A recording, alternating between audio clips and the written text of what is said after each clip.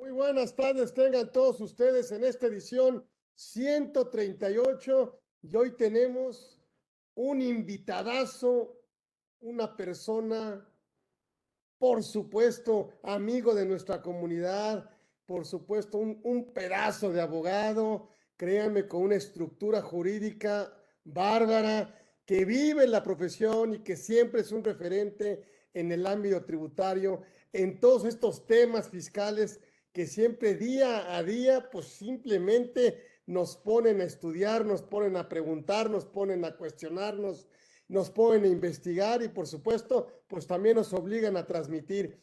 Así que yo me siento muy contento de contar con su amistad, pero sobre todo muy agradecido porque muy generosamente y muy amablemente siempre está aquí con nosotros. Ya lo extrañábamos, ya se dio, ya está con nosotros el maestro Monarres, Carlos Monarres, que bueno, pues obviamente, pues hablar de él, bueno, pues obviamente, abogado, maestro, escritor, catedrático, forma parte de todas las organizaciones, asociaciones, vive el litigio como nadie, la apasiona, por supuesto, lo que hace, y qué mejor que él para platicarnos de este tema de fiscalización en este, pues me gustó mucho el tema, ¿no? En este entorno, ¿no?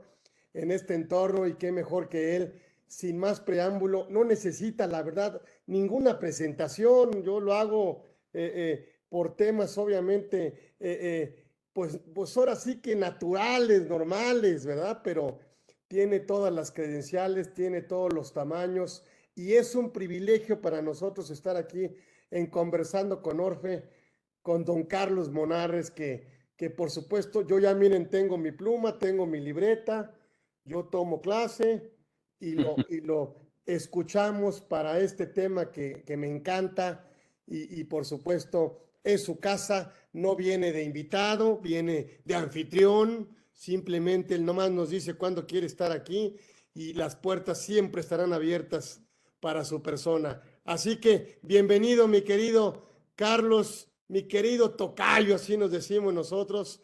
Gracias por haber aceptado estar aquí en este espacio para darles un poquito de estos temas que por supuesto tú no solo dominas, sino que también sufres en muchos momentos y también, y qué mejor que tú que nos platiques este tema de fiscalización. A ver, la verdad es que me gusta mucho, a ver, la fiscalización en el entorno económico actual. ¿Dónde estamos parados? ¿Hacia dónde vamos? ¿Qué sigue? Danos ese bagaje, danos ese entorno que nos permita avanzar en la toma de decisiones en las empresas, ¿sí? Entonces, bienvenido. Por supuesto, siempre será un placer que esté aquí el maestro Monarres Córdoba, que está aquí con nosotros. Mi querido maestro, mi querido tocayo, adelante, Mi estás en tu querido casa. Gracias. Carlos, me escuchas, ¿no? Oye, pues antes que nada, como siempre, yo muy agradecido contigo y agradecido con todas las personas que están aquí conectadas. Para mí siempre es un honor poder compartir este tipo de cosas. Y la realidad, esto, así como de bagaje y demás, yo creo que todos tenemos esa capacidad de sumar experiencias y yo creo que la parte verdaderamente valiosa de estos espacios está precisamente en poder platicar eso, experiencias, ¿no? Me gusta mucho el formato de los conversatorios porque los conversatorios te permiten de una manera menos rígida, menos académica, pues entrar en una charla de todas estas vivencias, de qué está sucediendo, tocayo. Cuando yo les mandé el título, lo hice pensando en algo y quiero empezar por eso, ¿no? Además de agradecer, vuelvo a repetir la invitación y la presencia de todos ustedes, pues es precisamente el que podamos darle un contexto a la charla, que podemos tener, tocayo, de amigos, ¿no? De especialistas, de fiscalistas, de quienes nos vemos envueltos en esta profesión, en esta práctica como tal, y qué estamos viendo allá afuera. ¿Por qué el entorno económico actual y por qué hacer esta referencia a la fiscalización? Yo creo que para todos es muy claro que estamos viviendo una etapa muy delicada, muy definitoria en el ámbito de la fiscalización, no solamente a nivel nacional, Creo que también las tendencias internacionales de alguna u otra manera están incidiendo, no solamente las medidas legislativas que se toman, sino también que están permeando en la percepción de los órganos fiscalizadores como tal, ¿no? La fiscalización es, por supuesto, una expresión también de la política vista en su integridad y pues no podríamos dejar a un lado, ¿no? La parte de la fiscalización con este referente a lo que hoy día vivimos. Ya lo hemos visto, Tocayo, no hay reforma fiscal. Por lo menos eso es una propuesta de gobierno. Y la pregunta es si existe una reforma fiscal o no. Claramente no hemos visto modificado el contenido de muchas disposiciones legales, pero lo que hemos visto incrementarse de manera sustancial es la fiscalización, ¿no? Yo creo que estamos viviendo épocas de una suma o extrema fiscalización. El entorno económico, este gobierno ha pasado pandemias, estamos en la parte pospandémica, estamos viendo que las políticas de gobierno requieren de muchos ingresos y sin embargo no hay reforma fiscal. Esto quiere decir que, y esto lo ha dicho claramente la autoridad fiscal y nuestras propias autoridades, pues la tendencia es a buscar recaudar, fiscalizar. Está en la aplicación del tributo sobre los estándares y las premisas presentes, pero también está sobre la base de lo que ya se causó y lo que ya se tuvo que o ya se declaró, ¿no? Y ahí es donde venimos nosotros a este entorno. Lo vamos a platicar seguramente en el contexto de la discusión o de la plática que tendremos, pero lo cierto es que hay muchas herramientas que ha venido incrementándose en los últimos años. Todas estas herramientas de gestión, Tocayo.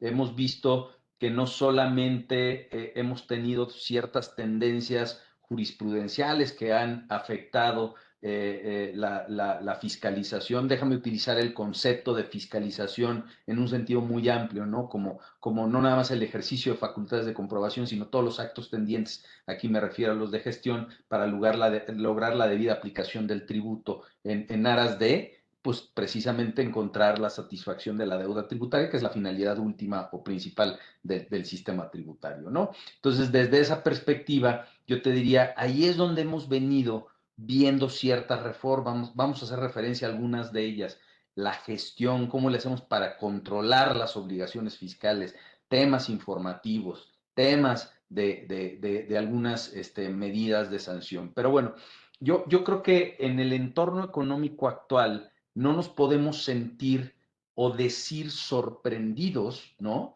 De lo que hoy día estamos viviendo con esta extrema fiscalización de la que están siendo objeto los contribuyentes. Y digo que no nos tenemos que ver sorprendidos o sentir sorprendidos por dos razones sencillas, porque la necesidad de recursos públicos ahí está y la limitación de los medios para llegarse de los mismos pues es limitada, primer punto. Y el segundo punto es porque las autoridades fiscales ya nos dijeron agua va, ¿no?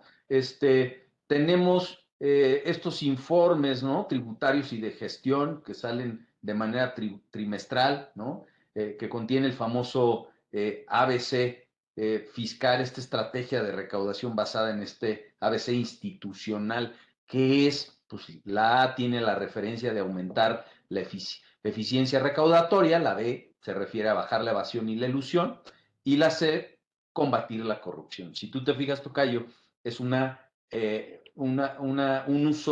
uso de terminologías, pero al final del día lo que nos están anticipando es una estrategia que cubre diversos flancos y lo que busca es simple y sencillamente el atacar a través de ciertas medidas de fiscalización. Y decíamos entonces, la autoridad ya nos dijo por dónde va, ya nos dijo qué va a hacer.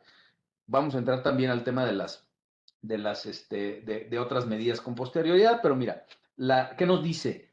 Yo tengo que aumentar la eficacia recaudatoria, ¿no? ¿Y cómo lo voy a hacer? Lo voy a hacer a través del cumplimiento de obligaciones, ¿no? Con esta visión de que los contribuyentes cumplan en sus declaraciones y pagos de manera oportuna, ¿no? Esto le permite a la autoridad identificar omisiones e invitar a los contribuyentes para la regularización. ¿Qué quiere decir todo esto? Esto es preprogramático, esto es anterior al ejercicio de facultades de comprobación y a través de los medios que hoy día se tienen, ¿no? El siguiente, pues, es el tema de la vigilancia profunda, ¿no? Aquellas identificaciones de variaciones atípicas en los comportamientos de los contribuyentes, en la manera en cómo están presentando sus declaraciones, con toda esta detección de inconsistencias y que se promueva la corrección. Tocayo, ya hemos visto todas estas herramientas, no por nada nuestro país ha sido precursor de la factura electrónica, ¿no? En donde pues es una herramienta de fiscalización valiosísima, ¿no? Con todas las obligaciones que también existen de información al SAT, y esto le permite que el mismo Servicio de Administración Tributaria vaya generando este tipo de programas, ¿sí? Para lograr que los contribuyentes corrijan, ojo, estas omisiones antes inclusive del ejercicio de facultades de comprobación, porque es muy valioso. Es muy valioso primero por lo limitado de los recursos que tiene naturalmente una institución. Hemos visto que las políticas del gobierno actual pues, han sido de austeridad, esto implicado y lo hemos vivido todos en la práctica, recortes de personal en el tema del SAT, pues no es ajeno a ello. Entonces, es natural la escasez o limitación de los recursos con que se cuentan frente a la potencialidad que tiene el Estado de recaudar. Y por esa razón se han tenido que implementar, creo, de manera muy inteligente, la utilización de sistemas de información, de intercambio de información, de cruce de información y de todas esas herramientas que tiene, por supuesto, el SAT para poder encontrar una mayor fiscalización. Y ahí es donde todos, pues, de repente hemos visto que tenemos, pues, cartas invitaciones, oye, que si tu empresa sucede que por cuestiones de flujo no pudo enterar las retenciones, pues ya inmediatamente sabemos, deja tú las cartas de invitación, tocayo, ya sabemos que tu constancia de situación fiscal ahí inmediatamente va a salir en negativo y ahí vas a tener tu tachecito. Y todos estos sistemas, para bien o para mal, pues han generado y generan que los contribuyentes pues tiendan a cumplir de mejor manera, no con mayor gusto, pero sí de manera más eficiente con sus obligaciones fiscales. Y bueno, ahí tenemos el tema de la cobranza coactiva, en donde también todos estos actos tendientes a tratar de encontrar un mejor cobro de créditos ya fincados, de créditos que con esta famosa cartera vencida de créditos fiscales y adeudos que no se han podido cobrar. Esta es por una parte la primera parte de las medidas de fiscalización. Y hay otra que es bien interesante y quizás en esto ha habido mucho énfasis en los últimos años, que es en bajar la evasión y la elusión fiscal. Muchas medidas, ya sabemos, la evasión pues, implica un incumplimiento directo a la norma. Yo tengo una obligación tributaria y no la cumplo. Comúnmente es, pues yo tengo que pagar un impuesto y no lo pago y me lo quedo y lo evado, ¿no? Y la elusión fiscal, pues es la utilización de herramientas que en violación, y estoy hablando en términos muy generalizados, indirecta de una norma, permiten una migración de bases impositivas, ya sea para eludir la causación de un tributo, ¿sí? Sin violar directamente la norma, o bien para buscar un beneficio, ¿no? De ahí que todas estas nuevas herramientas, tocayo, con estas disposiciones, normas generales y especiales antiabuso, insisto, con las que cuenta la autoridad. Pero esas son medidas legislativas donde quizás en un momento posterior pudiéramos referirnos. Ahora, ¿qué es y en qué se ha centrado también en la parte de la fiscalización? ¿No? Nosotros decíamos, oye, tenemos estos actos preprogramáticos, estos actos para eficientar los recursos a través de la utilización de medidas de medios tecnológicos, de cruces de información, pero también pues tenemos que fiscalizar, ¿no? ¿Y cómo vamos a fiscalizar y a quién vamos a fiscalizar? Pues la respuesta es muy clara, ¿no? Hay que fiscalizar a los grandes contribuyentes, por lo menos eso es lo que hoy día se ha venido dando, la política de fiscalizar a este grupo que aporta la gran mayoría, ¿sí? de los ingresos tributarios y que son los grandes contribuyentes así definidos por nuestra legislación. Yo por ahí estaba viendo algunas cifras, ¿no? Donde en el 2022, por lo menos, tocayo, se fiscalizaron a 1029. Imagínate, 1029 grandes contribuyentes, considerando la base de contribuyentes que se tiene, pues es en número un porcentaje menor, pero esto implicó un aumento del 80% respecto del ejercicio anterior, lo que me parece a mí de manera muy importante. Y eso es lo que está generando un nicho de recaudación muy importante, ¿no? Entonces, nos estamos focalizando como país a fiscalizar a los grandes patrimonios, a los grandes productores. Esto con todas las complejidades pues, que se puede conllevar, ¿no? Al final del día hay que reconocerlo, estos contribuyentes por su estructura, por su presencia generalmente multinacional, pues, tienen mayores posibilidades de jugar con las distintas jurisdicciones y pues incurrir en este tipo de actos que pueden derivar en una, digamos que erosión de la base impositiva y pues más si nosotros tenemos una red de tratados amplísima, pues con todas esas herramientas. Entonces, es y ha sido esa focalización de la revisión de los grandes contribuyentes. Ahora, el resto de contribuyentes, pues hay la implementación de otro tipo de medidas. Te diría que el porcentaje de la recaudación de los grandes contribuyentes pues, es por lo menos de la mitad, ¿no? Cosa que es muy importante. Y la parte de comercio exterior, tocayo, la parte también de ponerle énfasis en el comercio exterior, en cuestiones de mayor riesgo, cuestiones automotrices, acereras, textiles y demás, ahí también hay una parte o un nicho importante. Ahora, dentro de esta estrategia también está el combate a la corrupción.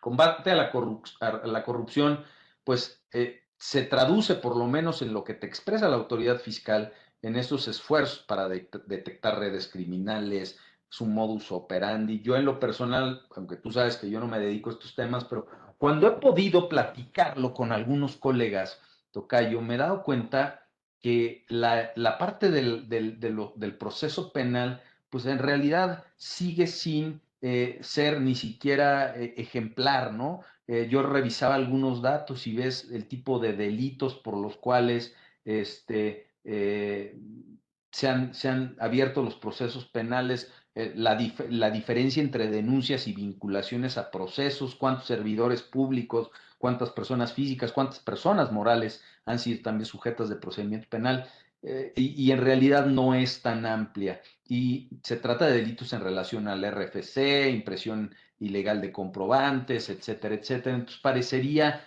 por lo menos esa es mi percepción, que la parte del derecho penal tributario no está teniendo tanta efectividad.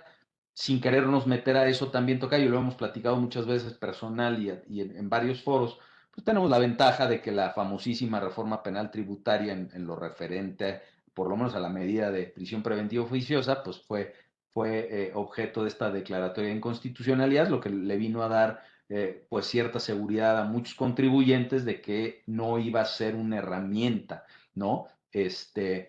Utilizada en perjuicio de los contribuyentes para presionar de manera indebida. Entonces, hasta aquí este famoso plan llaman la atención también en estos informes pues, el grado de efectividad que parecería que tiene el SAT en los litigios, ¿sí?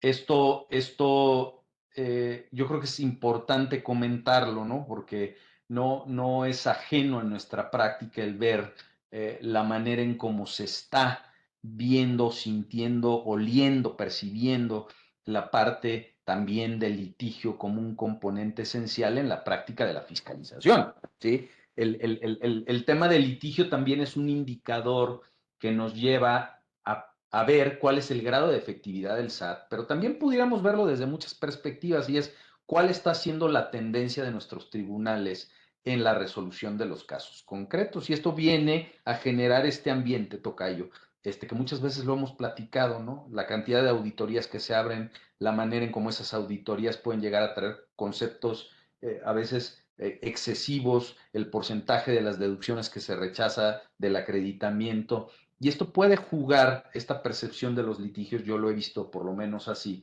puede jugar en el ánimo, ¿no? Hoy día yo platicando con algunos colegas, pues me decían, oye, es que la tendencia actualmente es a la controversia fiscal que implicaría el poder solucionar nuestras disputas sin llegar a un tribunal, ¿no? Y esto, si tú te fijas, esto también te lo dice la autoridad fiscal en muchos de los documentos, te dice, oye, tratar de solucionar nuestras controversias sin llevar esto a un litigio que es costoso, es un litigio que lleva muchos años y por supuesto esta tendencia de los porcentajes pues nos están marcando una idea de hacia dónde ir y cómo actuar, ¿no? La verdad es que desgraciadamente hemos caído a veces en un círculo vicioso en donde sin existir una verdadera responsabilidad patrimonial del Estado, o por lo menos efectiva en los procesos, pues vemos que las liquidaciones suelen ser enormes, cuantiosísimas, bueno, pues un contribuyente viendo estas tendencias con las cifras de resolución de casos, pues difícilmente va a querer llegar a un litigio. Y entonces estamos viendo actos de fiscalización continuos donde parecería que ya hay ciertos contribuyentes cautivos porque suelen dejar recaudación de cualquier manera en estos aspectos de negociaciones, pero pues ahí está, ¿no? Al final, la burra no era arisca, al final sí hay algunos temas que pudieran ser observados, algunas cuestiones que tendrían que corregirse, y bueno, pues ahí tenemos todo este tema.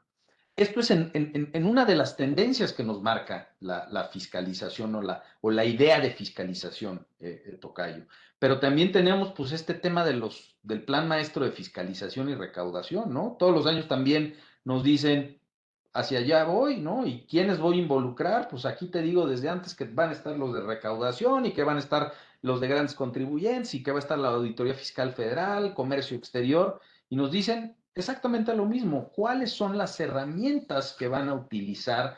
Nos dicen, oye, ¿cuáles son los sectores que vamos a revisar este año, no? Y este año, pues ya vemos que aguas con los acereros, con la industria automotriz, el comercio, la construcción, los electrónicos, entretenimientos, farmacéuticos, ahí están las áreas también cantadas, pero no solamente las áreas, están los conceptos en donde ya lo hemos visto, la aplicación de los saldos a favor, todos estos temas, el tema de las pérdidas fiscales, Tocayo, ¿tú te acuerdas cómo antes siempre se han revisado, pero ahora nos estamos topando con esas nuevas tendencias en donde te dicen, oye, artículo 30 del Código Fiscal de la Federación y el 42, y entonces ya te dicen, cuando se trata de atributos fiscales, ¿cuáles? Pérdidas fiscales, los que se derivan de la aplicación de las cuentas fiscales, CUCA, CURECA, lo que se te ofrezca, ¿no? CUFIN, son cuentas que como pueden trascender un ejercicio fiscal, inclusive a los 5 años, pues tienes que conservar esa documentación, ¿no? Por toda la vida que las aplicas. Y entonces empiezan las auditorías diciéndote, oye, intégrame tu cuca y tú tienes que comprobar movimientos de 1950, ¿no? Con la documentación que a veces no es suficiente. Entonces, todos estos temas que hemos visto en la tendencia en la fiscalización, pues nos han generado una carga importante. Lo vamos a ver. Hoy día los contribuyentes, pues te tienen que preocupar de un compliance enorme, ¿no? Enorme para preparar expedientes, los famosos expedientes de defensa o defense file, y ahí tenemos todas esas tendencias. Entonces ya sabemos que aquí vienen el tema de los derechos mineros, las pérdidas fiscales, los refipres, los pagos al extranjero, ciertos aspectos que ya están muy detectados y que están en el sistema. Yo platicando, ¿no? Con gente del SAT, y además no digo que esté mal, ¿no?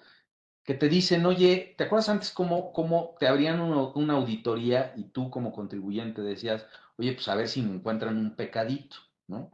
¿Por qué? Pues porque se aventaba una visita, una orden, una revisión de gabinete y la autoridad pues no necesariamente tenía claros cuáles eran esos componentes o esos conceptos. Hoy día los tienen clarísimos, tocayo.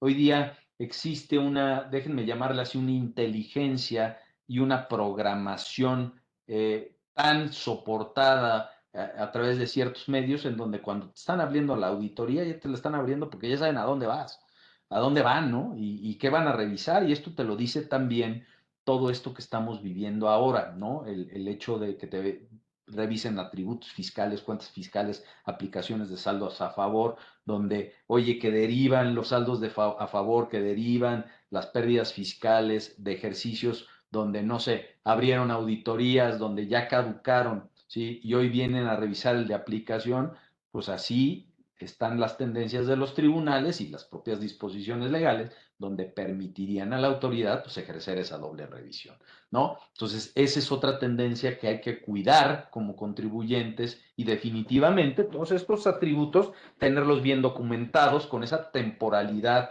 de conservación incluso mayor a los 5 o 10 años de general. Hasta aquí vamos con el tema de qué es, ¿no? Lo que el SAT pretende. Ahora el tema famoso de las tasas, ¿no? De, los, de las tasas que el SAT viene publicando, pues yo te diría también es algo que hay que tomar en cuenta, ¿no? Platicando con colegas te dicen, oye, es que fíjate que las tasas mínimas hoy día, como esta visión que tiene la autoridad, pues se voltean con un contribuyente y te dicen, oye, pues la verdad es que tu nivel de tributación es bajísimo, ¿no? Entonces, en la atención de auditorías, pues también es un poco, es muy importante, ¿no? El tener claro cuál es la visión de la autoridad. Un poco si tratas de ponerte en sus zapatos, tratarías de entender pues, cuál es la medida o el alcance de sus acciones. Por lo menos lo veo yo así. Y él, en este esquema de la solución de controversias, pues el encontrar niveles de tributación razonables puede llegar a ser también una medida muy eficaz para la solución de controversias. ¿Por qué? Porque controversias a veces hoy día pueden encontrar una solución distinta. Te pongo un ejemplo, los precios de transferencias. Entramos en temas fiscales donde lo que hay detrás es un nivel de tributación menor, pues muchas veces los precios de transferencia, ojo, lo digo de manera muy conceptual, pueden llegar a ser herramientas de solución de controversias, al igual que algunos mínimos de tributación perfectamente elaborados o revisados. Pero allá es donde tenemos esta tendencia, mi querido Carlos, y obviamente tenemos lo que yo ya decía, ¿no? Las reformas en materia de gestión y fiscalización. Tú sabes muy bien que estas normas de gestión pues, son todas esas herramientas que tiene el SAT para el control de la aplicación de los tributos. Como su nombre lo dice, pues las normas que definen la fiscalización o las facultades de fiscalización son aquellas que te hablan de auditorías, visitas domiciliarias, revisiones de gabinete, etcétera, etcétera. Importante conocer que cada una de esas facultades pues tiene su autonomía, ¿no? Nuestros tribunales, la Suprema Corte de Justicia nos han dicho y nos han distinguido, ¿no? Los aspectos que distinguen o que van a diferenciar una de otras como tal, ¿no? Las facultades de gestión, decía yo, son asistencia, control o vigilancia. Las de comprobación, pues, tienen que ver con la inspección, verificación, determinación o liquidación. Y al tener una aplicación diferenciada, pues el espectro tutelar que debe de verificarse o que debe de cumplirse en uno y en otro caso va a variar. ¿Y a qué me refiero con esto? Pues que cada disposición tiene que ser analizada en función de la afectación y de su propia naturaleza. El ejemplo que te pongo es, oye, una visita domiciliaria y una revisión de gabinete tienen la misma afectación en la esfera de derechos del particular? Pues no, no, porque la visita domiciliaria es una excepción a este principio de la inviolabilidad del domicilio. Y eso significa que desde la perspectiva constitucional, pues que tenga que tener un grado de protección a la luz del 14 y 16 constitucionales. Y lo mismo lo vas a encontrar en las distintas facultades de gestión. La recomendación, o por lo menos la reflexión que yo siempre llevo en ese sentido, pues va mucho de esa idea, ¿no? De decir, pues analicemos cada medida que se impone y veamos cómo puede afectarte, cómo se puede afrontar y cómo se puede manejar. Ya veremos pues, que hay algunas medidas donde definitivamente nos colocan en una situación bien complicada a los contribuyentes. Pero bueno, ejemplos que te pongo de facultades de gestión, pues uno fundamental, el CFDI, con todo lo que conlleva, que sus complementos, que sus, todo lo que ya sabemos, el buzón tributario, la contabilidad electrónica, oye, ¿y se acuerdan del certificado de sello digital y el RFC y las declaraciones? Hoy día ya tenemos como parte de la información fiscal al beneficiario controlador, ¿no? Aunque la medida parecería tener otra naturaleza, pero ahí está. Y el 69 de bis, tocayo, y todos estos temas que hoy día tenemos.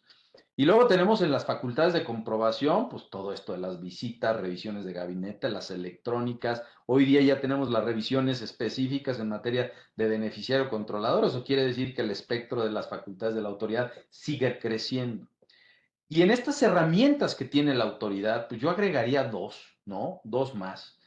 Déjame clasificarlas. Esta clasificación, por supuesto, es propia y meramente con efectos de explicación, pues yo te diría, hay medidas fiscales también.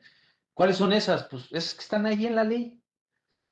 Este concepto, ¿se acuerdan de razón de negocios? Pues ahí está en la ley, ¿no? Y afecta cantidad de cosas, ¿no?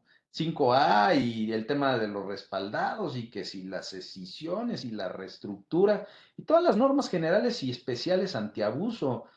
Oye, pues la norma esta del 177, la simulación o la nueva que está incorporada al Código Fiscal. Oye, ¿te gusta la de subcapitalización? Pues ahí está, todas esas normas son o generales o especiales antiabuso que también implican una herramienta para la autoridad con este ánimo de corregir situaciones atípicas y reconducirlas al nivel de tributación o a la forma de tributación que se estime adecuado. Y ahora, además, también tenemos que lidiarnos con estas medidas, déjenme llamarles jurisprudenciales, ¿no? Porque hay alguien que se le ocurrió meter el concepto, está bien, ¿no? Y ya reconocido en la jurisprudencia, pues que de la sustancia económica, o que la materialidad también, o a quién se le olvida la teoría de la fecha cierta, ¿no? Entonces, vamos viendo que en este cúmulo de medidas, pues ahí estamos, tocayo, ahí estamos peleándonos unas, unos con otros, ¿no? Yo hacía referencia al tema de la materialidad. Mi estimado Juan Carlos Roa, en el año pasado, tocayo, que tuvimos nuestro congreso anual en la sede nacional de ANEFAC, nos hizo favor de acompañarnos y después platicando por ahí nos decía, y ojalá no me equivoque citándolo, que cuando él estaba en la sala de resolución exclusiva de fondo, más o menos el 95% de las controversias tenían que ver con temas de materialidad, ¿no? Y ahí es donde encontramos una herramienta de la autoridad fiscal, desde mi punto de vista, no siempre utilizada o ejercida de manera apropiada, ¿no? Y tú tienes un libro muy bueno, tocayo, el tema de la materialidad, ¿no? ¿Qué es ese bicho? Cómo se mastica, ¿no? Tenemos las primeras referencias, ¿te acuerdas cuando los planteamientos en litigio eran, oye, pero pues es que la materialidad no existe, ¿no? Se cuestionaba la existencia misma de la posibilidad de que una autoridad te discutiera la materialidad y te decía, pues no, ni siquiera un requisito de las deducciones, no es un requisito del acreditamiento del IVA, vaya, ¿de dónde salió este bicho, no? Hoy día, pues te podría decir, es por todo reconocido, por lo menos la jurisprudencia así lo dice, ¿sí? Eh, que la materialidad pues, es algo que puede revisar la autoridad, ¿no? En el ámbito de el ejercicio de facultades de comprobación, ¿no?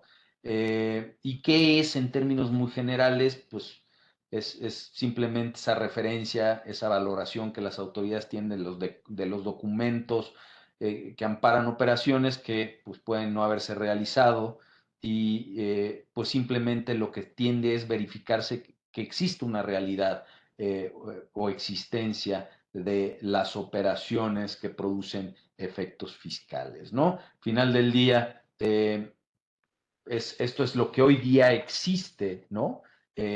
Y como tal, pues se han abordado muchas soluciones. Eh, Claramente lo hemos vivido en las auditorías. Desde mi punto de vista, la falta de realidad de una operación o la falta de materialidad pues no es algo que puede ir de manera autónoma, no es algo que pueda derivar simple y sencillamente de que no cumpliste con el estándar de prueba de una autoridad, ¿no? La autoridad te dice, es que no me presentaste toda la información que yo te pedí. No, no debiera ser ese planteamiento, y yo creo que sí se requiere de la existencia de una prueba directa para que se pueda presumir a través de indicios que una operación carece de materialidad. ¿Y a qué me refiero? Pues que si no existe el registro contable o que existe una prueba que me lleva a concluir que el acto no se celebró, pues yo pueda ahora sí construir a través de otros medios todo este tipo de conclusiones que nos llegan a la materialidad. Y te voy a poner un ejemplo. Me ha tocado ver auditorías, ¿no? En donde me dicen, oye, pues me estás deduciendo los uniformes, pero pues no nada más yo quiero que me des el contrato, que me des, digamos que los costos, las pólizas, los depósitos, etcétera, etcétera. Es más, ni siquiera quiero ver los propios, fotos, ¿no? Hubo una vez que me dijeron, es que ese uniforme pues no trae el logo de la empresa, entonces pues, ¿cómo te lo voy a reconocer, no? Entonces no podemos llegar a ese extremo en donde la ausencia de materialidad derive de la falta de satisfacción de lo que te está pidiendo la autoridad, ¿no? Al final hay muchos criterios, ¿no? Me he topado, por ejemplo, la gente Prodecon ha generado una especie de listado, ¿no? Y una recomendación de, pues, de qué ir cumpliendo. Y esto lo he platicado con muchas empresas y te dicen, pues esto aumenta mi carga porque al final yo tengo que ir cuidando mis operaciones. Creo que es importante hacerlo, agregando este concepto famoso de la trazabilidad, ¿no? Donde ya la trazabilidad, que no tiene contenido fiscal, pues es simplemente esta posibilidad de identificar el origen en las diferentes etapas de un proceso, ¿no? De producción y distribución, donde ya te dicen, pues para la materialidad también la trazabilidad me es importante, en donde tú pruebes no solamente el origen de una erogación, la necesidad de la erogación, la realización de la erogación, sino algo a veces mucho más complejo, y es la forma en que la erogación está produciendo un efecto en el negocio, cosa que es bien complicado además, ¿no? Entonces, pues con todos estos enfoques que hoy día tenemos, pues nos encontramos, ¿no?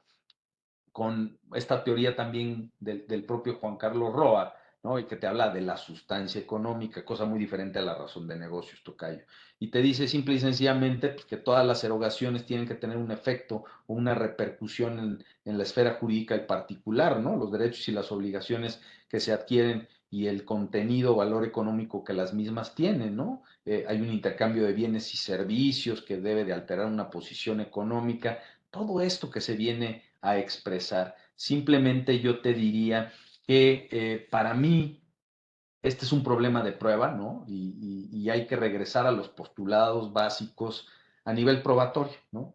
El tema de estos principios, ¿no? El principio lógico de la prueba, el principio ontológico, ¿no? Que parte de la premisa de que lo ordinario se presume y lo extraordinario se prueba, ¿no? El lógico que corresponde a la distribución de las cargas de la prueba, que no lo vamos a agotar aquí porque no queremos que nadie se nos duerma, pero la realidad es que para mí es un tema que más que ciertas definiciones o reglas cerradas, ¿sí? Hay que tratarlas a nivel de prueba. Es cierto, y tú lo has vivido. Cuando una operación carece de realidad, es imposible probarla. Es imposible probarla, aunque recibamos la cantidad de información que se suele generar en ese tipo de operaciones, por lo menos es mi punto de vista, ¿no? Entonces, ahí tenemos un tema de una herramienta fundamental, tocayo, que ha venido utilizando la autoridad. Y bueno, pues tenemos el tema de el 69B, por ejemplo. Otra herramienta, el 69B famoso, ¿no? Donde todos los años se le suele ir metiendo, ¿no? En qué supuestos están. A mí no me gusta nunca hablar de los CEFOS, la verdad es que no nos llevamos tan bien, pero suelo advertir algunas complejidades que se dan en la aplicación del 69B. Ya hemos visto que la Corte ha declarado, por como la quieras ver, la regularidad constitucional de estas medidas, ¿no? Que quizás una crítica, y aquí yo hago nada más un aspecto que pudiera ser aplicable también a algunos pronunciamientos, sobre todo en materia de normas antiabuso. es que hoy día tenemos un tribunal en donde la reflexión está dada en función del problema que se quiere atacar. Ojo, no estoy descartando que esa no sea quizás una de las premisas más importantes. Como cualquier problema que requiere una regulación jurídica, pues tiene que partir de la valoración de que es un elemento o un aspecto de la vida que requiere de una regulación. Y te dice la ley siempre, oye, hay que ver que la medida sea constitucionalmente válida. Pues sí, atacar la evasión, la elusión, siempre va a tener una justificación, pero que no se nos olvide que este tipo de medidas también tienen que someterse a principios que desde mi perspectiva tienen que ser cubiertos o ponderados de una manera un poco más profunda por los tribunales. No basta con que la medida requiera de una solución y que por lo mismo la misma tenga una finalidad constitucionalmente válida. Es que tiene que existir una proporción, ¿no? Entre la medida utilizada y la finalidad que se persigue, ¿no? Lo que llama hoy día la jurisprudencia como proporcionalidad desde la perspectiva de seguridad jurídica. Y todos esos temas que sí es necesaria, sí es adecuada, donde nos podemos meter a muchas discusiones de si el legislador se puede meter con la configuración de los tributos y las medidas para atacar abusos, pero al final del día creo que no podemos caer en estas soluciones simplistas de que todo se vale nada más porque tenemos un problema enfrente, ¿no? Los problemas hay que atacarlos, hay que abordarlos, pero no cualquier medida va a ser justificada. Esa es una visión poco democrática de nuestro Estado de Derecho, pero bueno, no le entramos a eso, ¿no? Eh, ¿Qué es lo que yo en estas medidas pues, puedo criticar desde la perspectiva de un EDO, ¿no? El EDO que por el simple listado pues va a tener que reversar o revertir operaciones que pudieron ser perfectamente válidas. El tema de la temporalidad y la retroactividad de los efectos de un listado de un contribuyente en este sentido, pues provoca que a lo mejor ese contribuyente que antes llevaba a cabo operaciones reales, ciertas, donde estaban perfectamente contratadas, o esos contribuyentes, tocayos, que lo siguen existiendo, que tienen la ventanilla de la calle de enfrente y la ventanilla de la calle de atrás, ¿no? Donde todos se tratan igual. Bueno, pues yo creo que aquí el único tema es lo excesiva que puede ser una medida porque te dice, oye, tú tienes 30 días para hacer dos cosas, acreditar la materialidad, como EDO, ¿no? O pagar, ¿sí? Y entonces, ¿dónde quedaron todos estos derechos de defenderme, ¿no? Oye, pasados los 30 días, pero pues, y no me has determinado un crédito fiscal, hasta donde yo me quedé, pues los créditos fiscales se determinaban a través del ejercicio de facultades de comprobación. Lo ha reconocido la PRODECON, lo ha reconocido los tribunales, oye, tú no pierdes el derecho a probar después de transcurridos estos 30 días, lo puedes hacer en ejercicio de facultades de comprobación, en el acuerdo conclusivo, en las instancias contenciosas, pero ¿qué creen? ¿No? Que el no corregir en los plazos del 30 días, de los 30 días, que creo que es el octavo párrafo por ahí, del 69, pues sí puede generar medidas que por lo menos en su afectación puede ser irreversible e inmediata, ¿no? ¿Qué te puede dar? Por ejemplo, te puede llevar a una cancelación, ¿no? De sellos digitales en determinadas circunstancias, puede haber una responsabilidad de socios o accionistas, puede haber una infracción. Entonces, el tema de la cancelación de sellos digitales, pues ya sabemos nosotros que te puede llevar a temas muy delicados, ¿no? Donde en un sentido práctico, pues te dejan sin changarro, ¿no?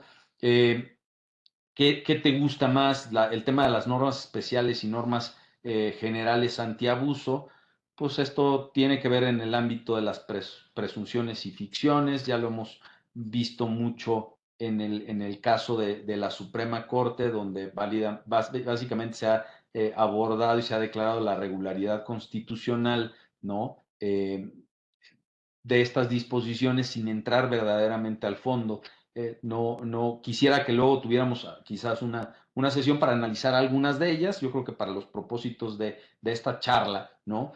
Valdría la pena pues simplemente hablar de las que ya habíamos dicho, la de simulación del título sexto, la del 5A, la del 42B, la de simulación, las especiales que es decía yo, la de subcapitalización, la de limitación de intereses, por ejemplo, ¿no? Razón de negocios en fusión y escisiones, reestructuras corporativas, créditos respaldados. Entonces, ahí tenemos un cúmulo también de disposiciones, ¿no? Bien interesantes, ¿no? Con una serie de presunciones o inclusive ficciones que, bueno, pues a veces nos cuesta mucho trabajo abordar.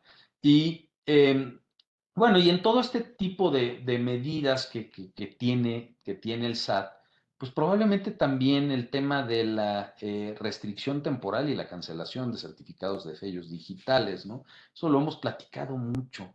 Eh, Ahí yo te diría, a raíz del año pasado hubieron algunas reformas, ¿no? Que es, eh, yo te diría, todos los años se van incrementando o adicionando casos, ¿no? A estos supuestos para ir cooptando, ¿no? Toda la forma en que puede operarse, ¿no? El 17D, por ejemplo, el código que se reformó el año pasado, que te habla de la negativa del otorgamiento de la FIEL o el certificado sello digital, ¿no? Cuando la persona moral tiene un accionista con control efectivo, por ejemplo, que se le haya cancelado el certificado, que sea un NEFO, que haya transmitido indebidamente pérdidas fiscales, que tengan créditos fiscales cancelados, ¿no? O sea, que empiezas a ver cómo la legislación fiscal empieza a cerrar esos nichos, porque antes, pues, tienes una empresa que tiene cancelado el sello, pues que facture la empresa hermana. Pues no, ahora la legislación fiscal va cerrando estas posibilidades y hay que considerarlo también de manera muy importante, ¿no? Y pues tenemos este procedimiento, ¿no? Que te habla y te establece los supuestos, la tarjeta roja y la tarjeta amarilla, ¿no? Después de toda esta evolución que tuvimos, pues hoy te dice, oye, hay supuestos donde yo voy y simplemente te cancelo los sellos digitales, los certificados, en el caso de que ya agotaste el procedimiento de restricción temporal, ahorita lo platicamos, se agotó el procedimiento del 69, el caso de las pérdidas, transmisión de las pérdidas fiscales, si no has desvirtuado irregularidades, pues tarjeta roja y se acabó tu certificado, ¿no? Y en el caso en donde la ley incorpora lo que venía dándose en la práctica a través de miscelánea es, oye, vamos a establecer un supuesto de restricción temporal y un procedimiento de aclaración. Esto ya lo saben todos y desgraciadamente muchos lo hemos vivido de manera directa con clientes y demás. Entonces, ¿qué te dice? Te dice, oye, yo te voy a restringir temporalmente el certificado, o sea, ahí te va, ¿no? Te lo voy a avisar. Lo que tú vas a hacer aquí es que vas a iniciar un procedimiento de aclaración. Cuando inicias el procedimiento de aclaración, se reactiva la utilización de estos sellos. Ya sabemos mucho por qué, cuáles son los supuestos en los que yo me puedo meter aquí en problemas, ¿no? Yo te diría, hay algunos temas que a mí me llaman la atención que quizás no los hemos medido o a lo mejor a veces no los tenemos tan claros, ¿no? Esta parte donde te dicen, oye, si te multan dos veces por no aportar información en auditoría, yo dentro de las cosas que quizás platicar aquí con todos nuestros amigos es, oye, hay veces que no tenemos muy claro esto, ¿no? Nos vienen auditorías con estos listados interminables, ¿no? De pruebas que hay que presentar.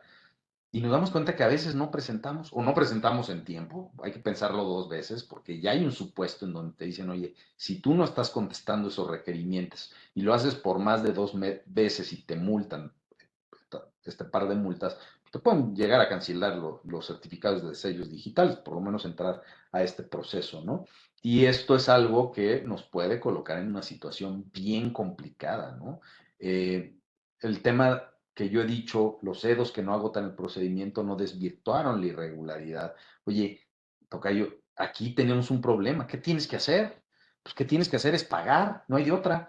No hay de otra porque ¿cómo vas a poder corregir la irregularidad? La irregularidad, si tú te fijas en las normas del certificado sello digital, está referida a no haber pagado o aclarado dentro del plazo de 30 días. Y si tú te sientas con una autoridad, te van a decir, ¿cuántos días llevas? No, pues ya tengo 3 meses. Ah, no, pues ya no lo puedes hacer. Ya no puedes subsanar algo que de manera temporal ya se agotó, ¿no? Entonces, esto te lleva a que la única forma de levantar tu sello pues es pagando.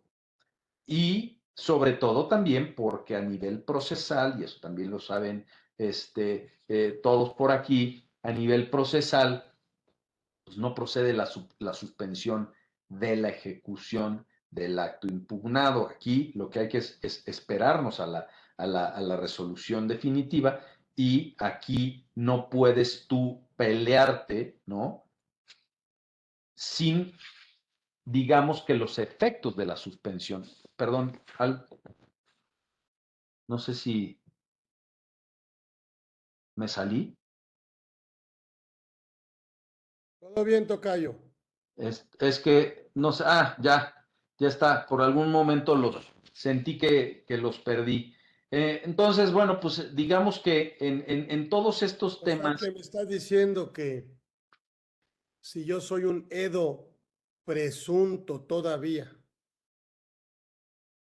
tengo 30 para materializar o pagar o 40 para que no cancelen los sellos. mira, lo que te estoy diciendo es, Son 120 días para que yo pague si quiero no morirme es correcto. civilmente, mercantilmente. Es correcto, porque entiendo que está sumando el plazo de la aclaración en el proceso de cancelación de sellos digitales. Así es. Es correcto. Sí, no tienes más que pagar, ¿no? Y aquí una de las críticas que yo tengo, ¿no? Es, oye, si al final es el efecto deriva de que alguien más que es el EFO, ¿no? No acudió al procedimiento o al final se determinó, pues que sí, no tiene infraestructura, activos, etcétera, etcétera. Esa declaratoria afecta con efectos hacia el pasado la totalidad de las multas. Mira, yo no he conocido un contribuyente grande y de esos contribuyentes que dices, oye, no tienen ninguna intención ni interés de andar comprando facturas, ¿no? Y todos siempre han tenido, ¿no? Un problema en ese sentido. ¿Por qué? Porque tienen miles de proveedores, cientos de proveedores, y esos proveedores, pues a lo largo del tiempo pueden caer en ciertas prácticas. ¿Y qué es lo que tienen que hacer al final? Pues tienen que terminar pagando esas cantidades, ¿no? ¿Por qué? Pues porque no te vas a arriesgar a que te cancelen los sellos, certificados de sello digital. Aquí no te van a, en muchos casos te van a decir, oye, a mí no me vengas a querer aclarar la materialidad en este procedimiento de aclaración, porque la ley lo que te dice es que no lo hayas hecho en el plazo de 30 días. Y esos 30 días ya transcurrieron. Entonces aquí vienes nada más a comprobarme si lo hiciste o no lo hiciste. Y si no lo hiciste, pues la única forma de corregir la irregularidad, ¿dónde está, tocayo? En el pago, ¿no? Entonces, la realidad es que tenemos todas estas medidas que están por ahí. Un poco la intención de platicar era hablar de este entorno económico, ¿no? La necesidad de recursos. Tocayo, viene un tema importantísimo, ¿no? Y eso es algo que estamos ya también tratando de generar pláticas y charlas al respecto, y es el tema de la regionalización de las cadenas de suministro y el efecto del nearshoring que todos hemos venido platicando, ¿no? La pandemia y la cuestión geopolítica nos ha llevado hacia un lugar muy específico, y ese lugar específico es precisamente el que pues tengamos nosotros que hablar de este tipo de fenómenos que necesariamente tienen que impactar de manera favorable al país, claramente, ¿no? La cercanía con Estados Unidos y hablando de uno de los mercados más importantes, pues te tienen que beneficiar, pero entonces, ¿cómo va a afectar la fiscalización? Hay muchos temas, no es, por supuesto, no es materia de esta plática, pero y la seguridad jurídica, la inversión, te pide eso, te pide el Estado de Derecho, te pide la seguridad jurídica, te pide certeza y te pide, por supuesto, mecanismos confiables, flexibles, eficaces, ¿no? Como regímenes aduaneros especiales, la maquila pues, ha sido un promotor, pero como país, ¿cómo vamos a lidiar, ¿no? Con esa necesidad de atacar conductas indebidas desde la perspectiva fiscal y a la par generar negocio, ¿no? Entonces, ahí está el reto. Yo creo que de lo que tenemos que estar platicando en un futuro ya inmediato es de esa regionalización, pero cómo es que la fiscalización, la fiscalidad, ¿no? Va a afectar a esas decisiones de negocio. Hoy día tenemos esa tendencia en donde nos está moviendo de más la geopolítica y la economía, la necesidad de simplificar y economizar en las redes de distribución, ¿no? Entonces, vayamos hacia allá. Nosotros como asesores fiscales y autoridades también sí tenemos que aportar esa parte, ¿no? El gobierno, por supuesto, lo tiene que hacer a través de generar certeza, transmitir certidumbre, ¿no? El cambio de reglas, ¿no? Nada favorece a estos ánimos y menos en esta inercia y sinergia que se debe de producir por estos fenómenos. Pero bueno, eso es parte de lo que eventualmente se tiene que platicar, ¿no? Y la parte de comercio exterior, pues también es importante, ¿no? Las aduanas, tocayo, ¿quiénes están administrando las aduanas hoy? Las aduanas ya son verdes, ¿no? Ya no son azules. Entonces, ahí tenemos muchos temas. Pero bueno, lo dejo hasta aquí. Veo que ya estamos agotando el tiempo. Pero bueno, para cualquier duda, pregunta, queja, inquietud, tocayo, encantado. Ay, mi Carlos, pues se nos fue de volada. Yo andaba yo tomando nota y siempre un agasajo y ya son las 2 y nos quedamos ahora sí que picados, pero para efectos de la plática. Sí, así andamos. Para efectos de la que queremos más y queremos más y te vamos a seguir invitando. Siempre será un privilegio que estés con nosotros aquí en tu programa, aquí en Conversando con Orfe. Así que ahí tenemos un reconocimiento. Ya sé que ahí tienes ya tus carpetas llenas digitales y todo, pero pues es una forma de que todos nosotros que estuvimos agradecerte el tiempo que nos diste, todo el conocimiento y por supuesto el talento y carisma que por supuesto bueno, pues ahora sí que te caracteriza. Así que Ya, muchísimas gracias por estar aquí. Tuvimos al maestro Monarres Córdoba aquí en esta edición 138. Así que nos vamos muy contentos y muy agradecidos de haberte tenido aquí en Conversando con Orfe en esta edición más. Así que, mi Carlos, mi tocayo, gracias por haber estado aquí y hecho posible este muy buen conversatorio que seguramente, bueno, pues tendremos más, ¿no? Déjanos buscarte, déjanos, porque necesitamos, pues ahora sí que tener estos espacios y con gente como tú. Así que muchísimas gracias. Recibe un fuerte abrazo de toda la comunidad Orfe, ¿sí? Y gracias por haber estado aquí. El maestro gracias a Monarres. ustedes. Que Gracias, tengan nos buen vemos. día. El maestro Bye. Monarres Córdoba estuvo aquí con nosotros en Conversando con Orfe. Nos vemos próximo miércoles. Ya saben, todos los miércoles de 1 a 2 estaremos, si Dios nos permite, aquí con ustedes. Gracias. Hasta luego. Gracias. Bye.